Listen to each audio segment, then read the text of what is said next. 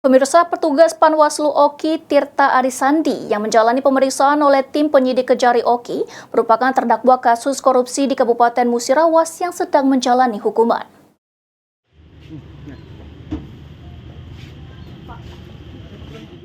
Perkara dugaan tindak pidana korupsi Panwaslu Kabupaten Oki tahun anggaran 2017-2018, tim penyidik Kejari Oki saat ini masih menunggu perhitungan kerugian negara.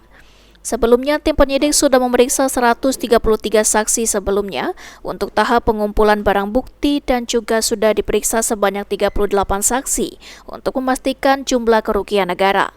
Salah satu saksi yang diperiksa yakni Tirta Arisandi, yakni selaku PPTK di Panwaslu tahun 2017-2018. Meski belum ditetapkan tersangka, namun fakta lain menyebutkan bahwa Tirta Arisandi saat ini merupakan terdakwa kasus korupsi kasus yang sama di Kabupaten Musirawas yang telah menjalani hukuman. Untuk sementara ia dititipkan di Lapas Kelas 2B Kayu Agung sembari menunggu perkembangan penyidikan. Yang bersangkutan diperiksa sebagai saksi hari ini.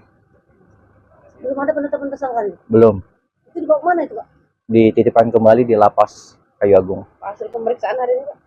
Hasil pemeriksaan hari ini akan kita sampaikan di pertemuan berikutnya. Untuk hari ini mungkin sudah disampaikan tadi ya oleh Tirta Arisandi terkait aliran dana yang digunakan oleh beliau. Berapa banyak pertanyaan yang di 10 sampai 15. Pak, ini berapa lama dia dititipkan di lapas? terpidana status? Karena kan statusnya kan sebagai terpidana, yang bersangkutan menjalani hukuman lebih kurang selama 7 tahun dalam perkara di daerah Musirawas.